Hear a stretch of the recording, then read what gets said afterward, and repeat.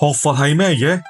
唔係淨係燒香拜佛、食齋念經咁簡單，係要開智慧，要醒覺，睇穿呢個世界嘅真相。講到尾一句，佛陀老人家一早講咗：萬般將不去，唯有業隨身。即係話你啲錢、啲樓、啲金條、啲名牌袋，通通都帶唔走。你做過嘅好事壞事，先係跟住你行嘅貼身保鏢。講個真人真事啦。1977年，淨空法師第一次嚟香港講經，由聖懷法師同謝道蓮居士接待。有一次，謝居士話要送隻錶俾法師，先去銀行攞錢。佢有2個保險箱，一打開，哇，金銀珠寶閃到人眼都花埋。法師問：呢啲都係你嘅？謝居士好自豪咁講：係啊。法師淡定一句：太少啦。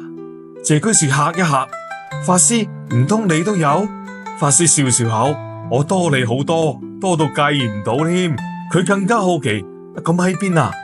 法師就話：你有咁多珠寶，又唔敢帶，帶咗又驚俾人斬手，唔敢放喺屋企，驚賊，放銀行保險箱，1個禮拜睇下摸下就當係自己嘅。咁我去珠寶店叫人拎出嚟睇下摸下都係咁，咁同你有咩分別呢？呢句真係超級絕殺嘅幽默，一針見血。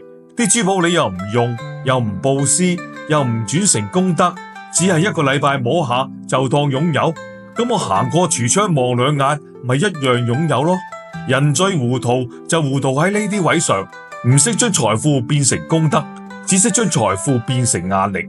錢多要開保險箱，唔係福氣，係心理負擔。日日提心吊膽，驚賊驚搶，搞到自己神經衰弱。後來謝居士往生，啲金銀珠寶一件都帶唔走。佛陀講眾生如痴顛倒，就係講緊呢種明明攞唔走，仲要攬到實一實。所以我哋真係要反省下，有冇為咗啲帶唔走嘅嘢，日日勞心勞力？有冇為面子、數字、資產報表，搞到自己冇覺好瞓？佛法教我哋財唔好積，要散，越散越多，越多越要散。一積就變病，一貪就變罪。